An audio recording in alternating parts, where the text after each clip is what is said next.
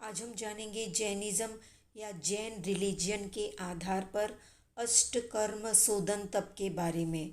तो जिन लोगों को लगता है कि उनका ज्ञानावर्णीय कर्म का आवरण ज़्यादा है, तो वे एक उपवास का तप करें या एक उपवास करें, साथ में 5 लोगस का ध्यान करें। उसके साथ ही ओम रीम अनंत ज्ञान गुणेभ्यो नमः इस मंत्र की 20 माला फेरे।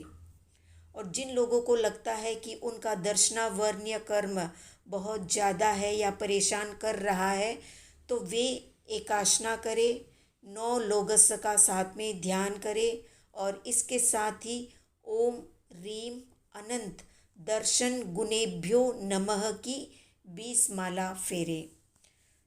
तीसरा, जिन लोगों को लगता है कि वेदनीय कर्म का उदय बहुत ज़्यादा है या बहुत ज़्यादा परेशान कर रहा है, तो वे एकल सिद्ध यानी एक अन्न का दाना लें और 2 लोगस का ध्यान करें, साथ में ओम ह्रीम अव्याबाद गुणेभ्यो नमः की 20 माला फेरे।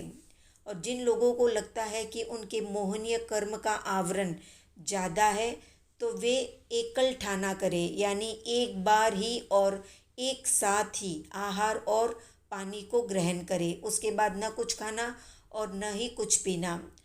और साथ में 28 लोगस का ध्यान करें और ये माला फेरे ओम रीम यथाख्यात गुणेभ्यो नमः की 20 माला।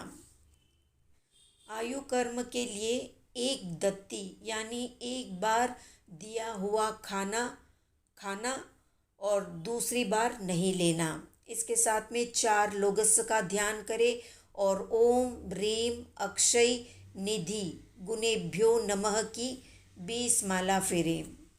छठा है नाम कर्म। तो जिन लोगों को लगता है कि उनके नाम कर्म का उदय ज़्यादा है, तो वे निवी करें यानी घी दूध और नमक से रहित रूखा सूखा खाना खाना।